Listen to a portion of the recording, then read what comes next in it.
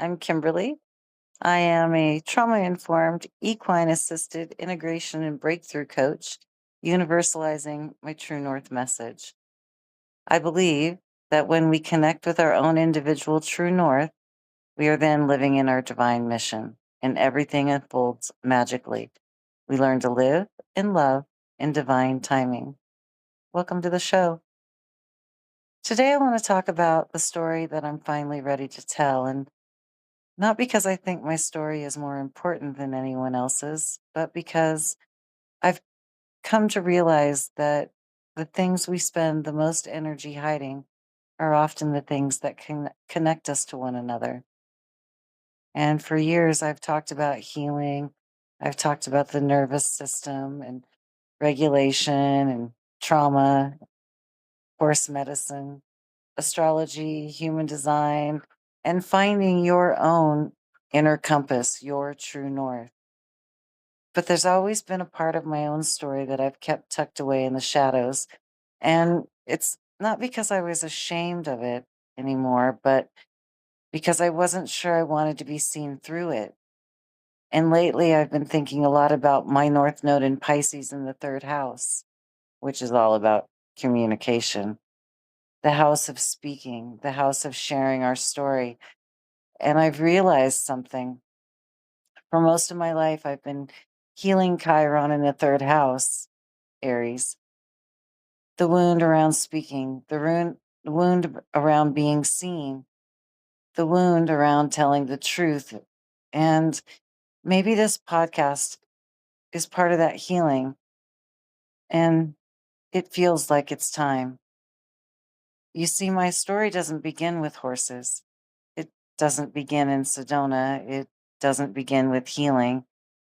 It begins with survival. My biological mother struggled with alcoholism. When I was 3 years old, I was removed from her care and raised by my father and stepmother. For many years, I told myself that my childhood was normal, maybe difficult, maybe complicated, but normal.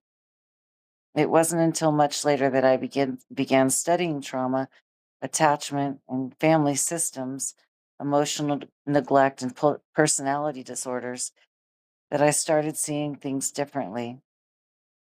I'm an INFJ in the Myers-Briggs, and I'm a 5/1 in human design. And research has always been one of the ways I try to understand the world.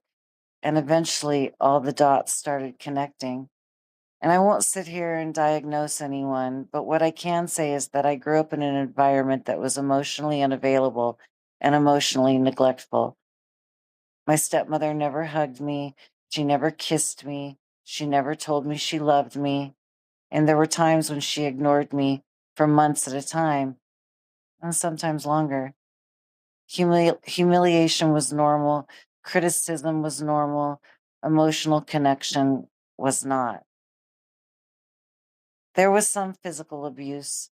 There was sexual abuse by a babysitter when I was 7 years old. And like so many children growing up in environments like that, I adapted and I learned to become hypervigilant. I learned to scan every room. I learned to read every face. I learned to anticipate moods, and I learned to shapeshift. I learned to become whatever version of myself felt the safest in the moment. What I didn't learn was how to feel safe being myself. I didn't realize until much later that those adaptations became identities. You think that's just who you are, the strong one, the independent one, the capable one, the one who doesn't need anything or anyone.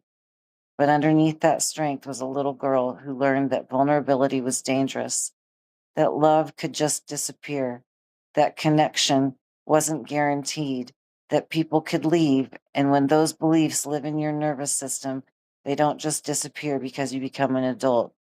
They follow you into relationships, into work, into every decision you make. They followed me for decades. They followed me into some very dark chapters of my life, and I've rarely spoken about publicly. There were years where I worked as an escort, years where well, I wouldn't say years, times where I stripped, years where I worked in and out of the sex industry for survival. Because you see, I would get a job and I couldn't hold it. And now I understand that I had CPTSD and that I was trauma looping, that I was having flashbacks. And I just found myself in situations that I never imagined I would be in. And at one point, early on, when I was about 20, I escaped a pimp. And for a long time, I carried enormous shame around those experiences. And really not because I hadn't healed, but because I worried about what people would think. I worried that if people knew those chapters, they would stop listening, that they would stop seeing me as a guide, a teacher, or a healer, that they would reduce my life to those experiences. And then one day I realized something. The women who find me aren't looking for perfection, they're looking for truth. The women who come to Sedona Horse Medicine aren't looking for someone who has never fallen apart. They're looking for someone who knows how to find their way back together. The truth is, every experience I've lived has shaped the work I do today, not because the experience themselves were magical. They weren't. Many of them were painful, but because healing through them taught me something. It taught me that trauma isn't the end of my story. It taught me that our nervous systems can learn safety. It taught me that our hearts can open again. And it taught me that survival is not the same thing as living. And perhaps most importantly, it taught me that authenticity is where freedom begins. The horses taught me that. Horses don't care about your resume and they don't care about your past. They don't care what mistakes you've made, and they don't care how successful you are. They care about congruence. They care about truth. They care about whether you are on the outs who you are on the outside matches who you are on the inside. And every day my horses have invited me to take off another mask. Every day they called me back to myself. And eventually that became the foundation of Sedona Horse Medicine. It became the foundation of everything I teach because True North is not about becoming someone else. It's not about fixing yourself. It's not about earning your worth. Your True North is the part of you that existed before the world told you who you needed to be. It's the part of you underneath the masks, underneath the conditioning, underneath the survival strategy. It's the place where your soul already knows the way. And maybe that's why this podcast is returning now, because I'm no longer interested in teaching from behind the curtain. I'm interested in telling the truth.